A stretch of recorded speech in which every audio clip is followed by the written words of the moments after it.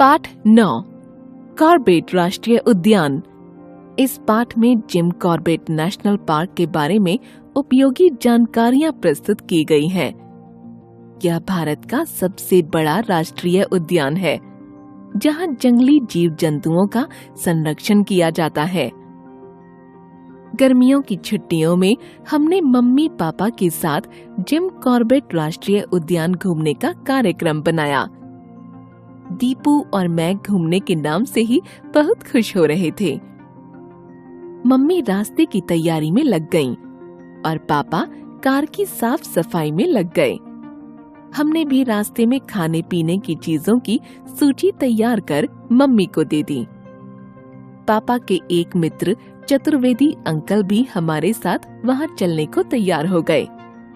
वे park के बारे में काफी जानकारी रखते थे, इसलिए पापा ने जब उनसे चलने के लिए कहा तो वे तुरंत तैयार हो गए। हम लोगों को सुबह सुबह ही निकलना था, इसलिए रात को ही आधे से ज्यादा तैयारी कर ली गई थी। सुबह मम्मी की एक आवाज पर ही हम दोनों उठ गए थे। जल्दी से नहा धोकर सब लोग नाश्ता करके कार में बैठ गए। हम जल्दी से जल्दी पार्क में पहुंचना चाहते थे। रास्ते में हमें अंकल ने बताया, जिम कॉर्बेट राष्ट्रीय उद्यान भारत का सबसे पुराना उद्यान है। यह उत्तराखंड में नैनीताल के निकट स्थित है। यह पार्क भिन्न भिन्न वन्य जीवों, वनस्पतियों व पक्षियों के लिए जाना जाता है। यहाँ 160 के करीब बाघ हैं, रंग बिरंगे पक्षियों की 600 प्रजातियां हैं, 51 प्रकार की झाड़ियां, 30 प्रकार के बांस और 110 प्रकार के विभिन्न पेड़ पौधे यहाँ मिलते हैं। अंकल की बात सुनकर हम सब चौंक गए। दीपू ने हैरानी से पूछा, अंकल, इतने सारे जीव जंतु, क्या यह उद्यान बहुत बड़ा है? अंकल हंसते हुए बोले, हाँ बेटा, बहुत बड़ा। हम पैदल तो इसे देख ही नहीं सकते। यहाँ पर्यटक हाथी पर बैठकर घूमते हैं या खुली जीप में जंगल का आनंद उठाते हैं। हमें अंकल की बातों में आनंद आ रहा था।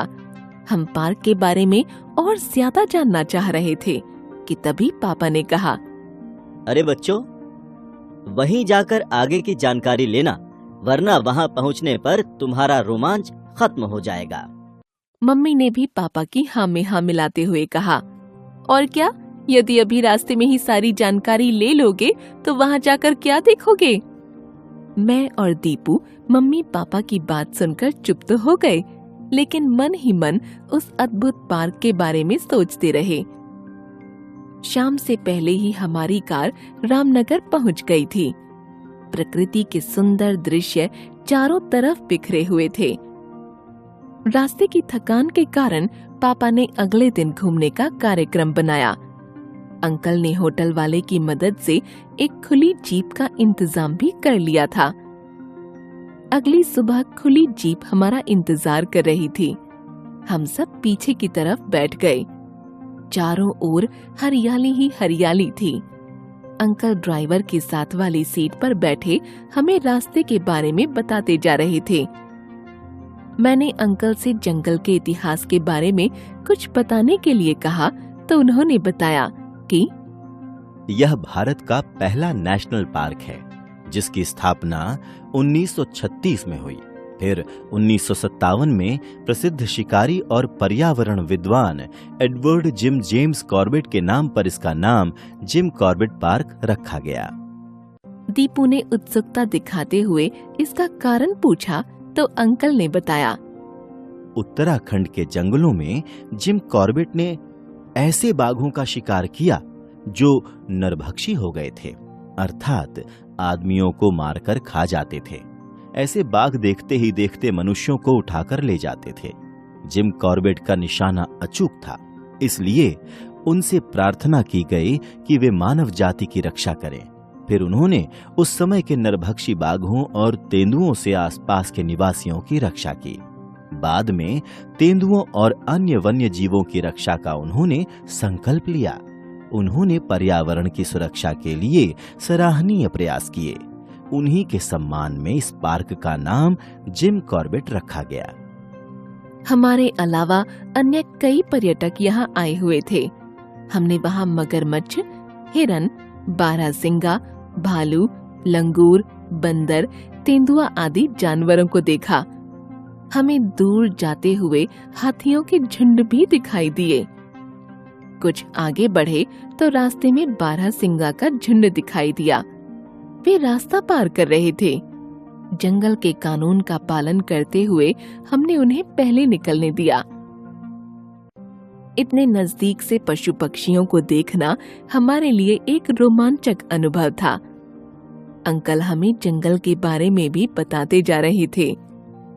पूरे वातावरण में तरह तरह के पक्षियों की आवाजें गूंज रही थीं। पापा ने कई जगह कैमरे से पशु पक्षियों के चित्र भी खींचे। हमें कई जगह बाघों के पैरों के निशान भी दिखाई दिए, जो झाड़ियों के पास जाकर खो जाते थे।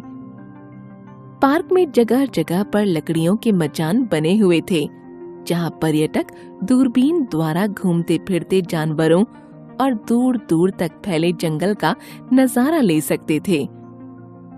अंकल ने बताया कि आजकल देश में बाघों की संख्या कम हो रही है, इसलिए एशिया और भारत में बाघों के संरक्षण के लिए यह पार्क बना है। दिन भर घूमते घूमते अब हम थकने लगे थे। पापा ने वापस होटल चलने के लिए कहा तो सभी बेमन से चल तो पड़े, लेकिन जंगल का सुंदर दृश्य जैसे हमें रोक रहा था। दीपू और मैं जीप के पीछे छूटते हुए जंगल को देखते जा रहे थे। होटल पहुंचकर सबने हाथ मुंह धोकर खाना खाया और आराम करने लगे। जिम कॉर्बेट पार्क सचमुच हमें बहुत सुंदर लगा। पशु पक्षियों को बहुत पास से देखकर हम बहुत खुश हो गए थे। यहाँ आकर हमें समय का पता ही नहीं चला। रोमांचक पलों को मन में संजोए हुए शाम को हम सब वापस घर की ओर रवाना हो गए। संकलित